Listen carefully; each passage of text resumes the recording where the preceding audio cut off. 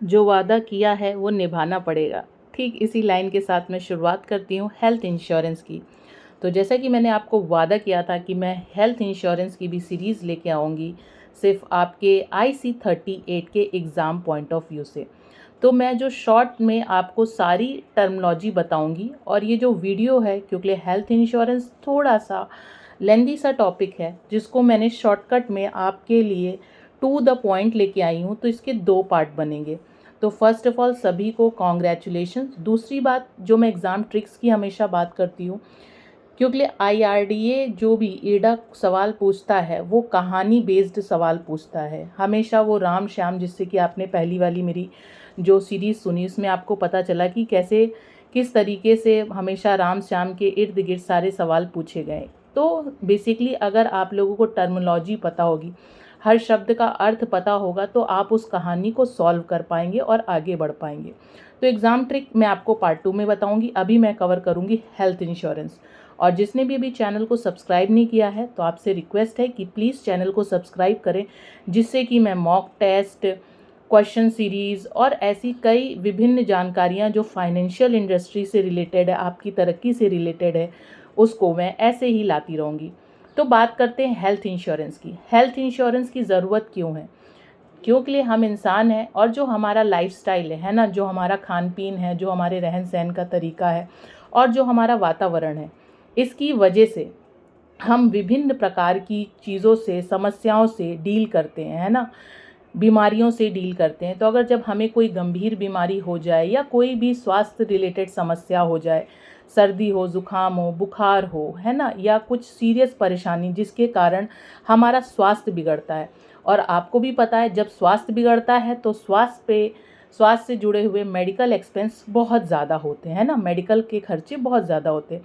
हम अगर रोज़मर्रा की ज़िंदगी की बात करते हैं, तो अगर हम हॉस्पिटल डॉक्टर के पास से नॉर्मल से सर्दी ज़ुकाम के इलाज के लिए भी जाते हैं ना, तो डॉक्टर की फ़ीस जो होती है 500 से 800 रुपए तक की होती है। और जब वो दवा लिखता है तो वो ऐसी दवा लिखता है, अगर प्राइवेट डॉक्टर होता है, जिसका खर्चा 1000 से 1500 रुपये लग ही जाता है।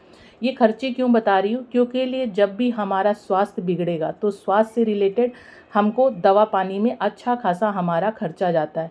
या फिर कई ऐसी बीमारियां हैं जिसमें हर महीने हमारे घर में 5 से 10 हज़ार रुपये का खर्चा आता है, जैसे कि शुगर हो गया, BP हो गया।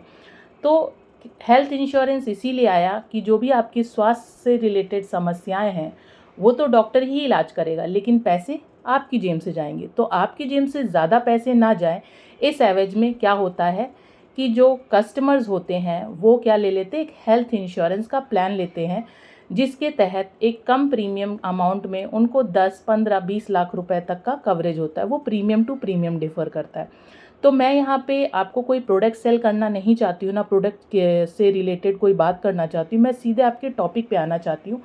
तो हेल्थ इंश्योरेंस क्या होता है? वो इंश्योरेंस जिससे हम अस्पताल के या कोई मेडिकल बिल्स जो हमें एक पड़ता है हमारे ऊपर एकदम से, उससे हम निपट सके, इसलिए लोग आजकल के समय में हेल्थ इंश्योरेंस कराते हैं। तो बात करते हैं हेल्थ इंश्योरेंस की। तो जो वर्ड हेल्थ है वो कहाँ से बना हुआ है?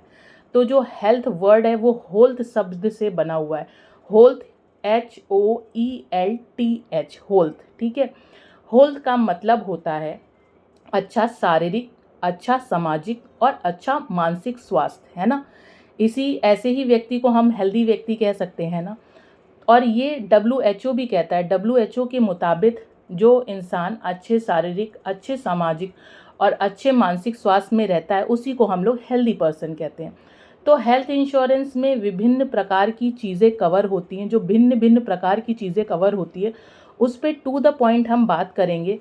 और ये शुरू करने से पहले, जैसे कि जब भी हम बीमार होंगे तो जाहिर सी बात है हम इलाज के लिए अस्पताल ही जाएंगे। तो अस्पताल जो गवर्नमेंट के होते हैं वो भिन्न होते हैं, और जो प्राइवेट सेक्टर के होते हैं वो तो आप लोग जानते ही हैं। तो शुरुआत करते हैं स्वास्थ्य सेवा के प्रकार, यानी कि टाइप्स ऑफ हेल्थ केयर। तो तीन तरीके के हेल्थ केयर होते हैं। प्राइमरी हेल्थ केयर, जिसे हम लोग प्राथमिक स्वास्थ्य सेवा जानते हैं। द्वितीय स्वास्थ्य सेवा यानी कि सेकेंडरी हेल्थ केयर। और तृतीय स्वास्थ्य सेवा यानी कि टर्सरी हेल्थ केयर। इन सब की डिटेल में हम बात करेंगे अभी आगे चल के। पहले हम और भी चीज़ों में आते हैं जो हेल्थ इंश्योरेंस के तहत कवर होती है, और इसी से रिलेटेड आपसे क्वेश्चंस पूछे जाएंगे एग्ज़ाम में। तो बात करते हैं जब भी हम कोई पॉलिसी लेते हैं, है ना, अब तक हमने लाइफ इंश्योरेंस को समझा, तो उसमें जिस दिन आपको पॉलिसी इशू हो जाती उस दिन से उसके लाभ मिल जाते हैं। लेकिन हेल्थ इंश्योरेंस में ऐसा नहीं होता है। अगर कोई भी व्यक्ति हेल्थ इंश्योरेंस लेता है तो उसका वेटिंग पीरियड होता है, और वो वेटिंग पीरियड 30 दिनों का होता है। हेल्थ इंश्योरेंस में वेटिंग पीरियड 30 दिनों का क्यों रखा गया? इसलिए क्यों के लिए हो सकता है, क्योंकि आजकल की दुनिया बहुत समझदार है, बहुत ज़्यादा एक्स्ट्रॉर्डनरी है। तो इस वजह से हो सकता है कि किसी इंसान को पता चला हो कि उसको कोई बीमारी है, और उसको बीमारी है तो जाहिर सी बात है अस्पताल में जो खर्चा आएगा वो ज़्यादा ही होगा। तो वो क्या करता है, समझदारी करता है कि वो इंश्योरेंस प्लान ले लेता है। इसी चीज़ को मद्देनज़र रखते हुए हेल्थ इंश्योरेंस की जितनी भी पॉलिसीज़ हैं उसमें 30 दिनों का वेटिंग पीरियड बनाया गया है। जब भी कोई व्यक्ति हेल्थ इंश्योरेंस लेता है तो उसके लाभ वो कब से ले सकता है? 1 महीने बाद से। ठीक है। दूसरा बात करते हैं ग्रेस पीरियड। ग्रेस पीरियड क्या होता है? जब आपकी जो ड्यू डेट होती है ना वो क्रॉस हो जाती है, उसके बाद की अवधि को हम लोग बोलते हैं ग्रेस पीरियड। यानी कि इस अवधि के अंदर भी अगर आप भुगतान कर लेते हैं तो आपकी पॉलिसी जो होती है वो चालू हो जाती है। लेकिन हेल्थ इंश्योरेंस में अगर आपकी पॉलिसी ग्रेस पीरियड में चली गई तो आपको जो भी अस्पताल से रिलेटेड या जो भी आपको लाभ मिलने वाला था इस हेल्थ प्लान से वो नहीं मिलेगा। तो हेल्थ इंश्योरेंस में कभी भी अगर आपकी कोई भी पॉलिसी है तो उसका ड्यू डेट से पहले या ड्यू डेट तक भुगतान कर लें, क्योंकि अगर ग्रेस में गई और आपको किसी भी कारणवश अस्पताल में भर्ती होना पड़ा तो फिर क्या होगा, आपके पैसे आपकी जेब से लगेंगे, ना कि कंपनी उसका भुगतान करेगी। ये हेल्थ इंश्योरेंस का क्लॉज है। ठीक है। फिर बात करते हैं, कई ऐसी बीमारियां हैं जो कि हेल्थ इंश्योरेंस में एक लंबे अरसे के बाद ही कवर होती है, जिसे हम लोग बोलते हैं PED। ये सारी बातें जो मैं बता रही हूँ उसको लिख लीजिएगा। PED क्या होता है? प्री एग्जिस्टिंग डिजीज़, है ना। Pre existing disease waiting period, paid की वेटिंग पीरियड कितनी होती है? तो ध्यान से सुने, ये 48 मंथ्स या फिर 4 साल। 4 साल को अगर हम भाग करते हैं 12 से तो आएगा 38 महीने, है ना। तो 38 महीने की अवधि होती है। जैसे किसी को शुरुआत से BP की दिक्कत है तो वो तुरंत तो नहीं उस हेल्थ पॉलिसी में कवर होगी। हाँ, आने वाले जो भी हेल्थ इंश्योरेंस अगर उसने 5 साल का ले रखा है, 10 साल का ले रखा है, तो चौथे साल बाद ही जो भी उसकी बीमारियां हैं, जो भी उस व्यक्ति को बीमारियां हैं, वो भी कवर होने लगती है।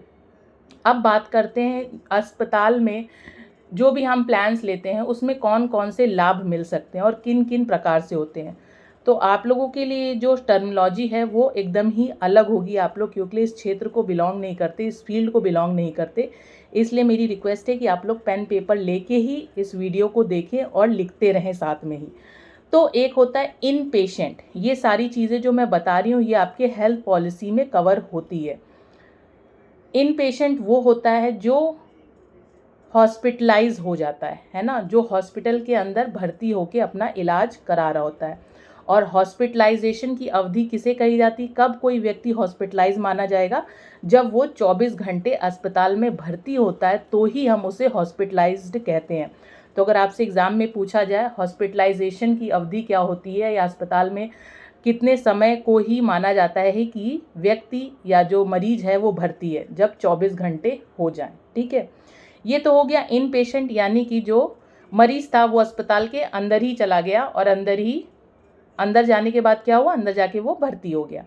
एक होता है आउट पेशेंट। आउट पेशेंट मतलब कि बाहरी बाहर का क्या मतलब है कि जो हम लोग OPDs विजिट करते हैं ना, हम लोग हॉस्पिटल तो जाते हैं लेकिन बाहरी डॉक्टर से मिलते हैं, डॉक्टर हमें प्रिस्क्राइब करता है और दवा दे देता है, तो उसको हम लोग क्या बोलते हैं? आउट पेशेंट, यानी कि OPD विजिट्स। तो कई ऐसे हेल्थ प्लान होते हैं जिसमें ये OPD विजिट भी कवर्ड होती है। अब बात करते हैं प्री हॉस्पिटलाइजेशन। तो प्री हॉस्पिटलाइजेशन भी हेल्थ इंश्योरेंस की पॉलिसीज़ में कवर रहता है, जिसकी अवधि होती है 30 दिन। तो प्री हॉस्पिटलाइजेशन की अवधि कितनी हुई? 30 दिन, है ना।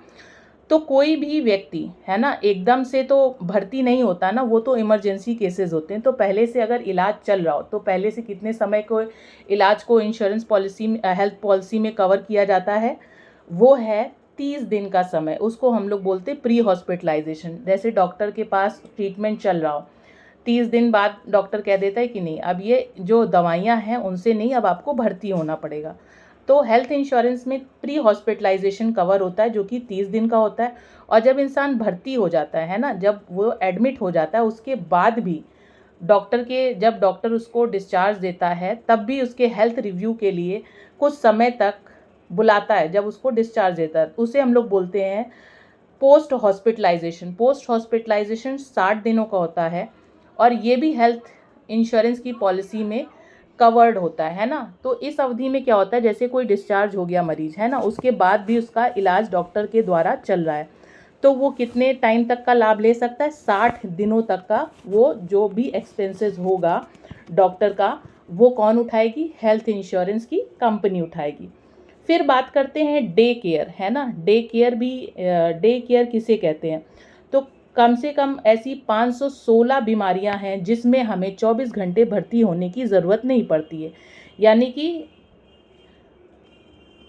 दिन में ही सुबह गए शाम को लौट आए, या सुबह गए रात होने से पहले लौट आए, जिसमें हमें 24 घंटे भर्ती होने की ज़रूरत नहीं पड़ती है। जैसे कि आपका कैटरेट का ऑपरेशन हो गया, कैटरेट यानी कि मोतियाबिंद का इलाज, कीमोथेरेपी, ऐसी कई सारी 516 ऐसी बीमारियां हैं जिसमें हमें सिर्फ और सिर्फ डे केयर की ज़रूरत होती है।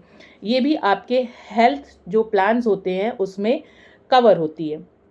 अब बात करते हैं सेक्शन 64 वीबी। सेक्शन 64 बी ये कहता है जो भी आपके प्रीमियम होते हैं उनको एडवांस में ही आपको पे करना होता है। तो जो भी आपके प्रीमियम्स होते हैं हेल्थ इंश्योरेंस में, उनको टाइमली एडवांस में ही अगर आप पे करते हैं, क्योंकि जब तक आप प्रीमियम पे नहीं करते, आप चाहे हेल्थ में हो चाहे लाइफ इंश्योरेंस में, उसके लाभ आप नहीं ले सकते, तब तक आपकी पॉलिसी चालू नहीं मानी जाती है।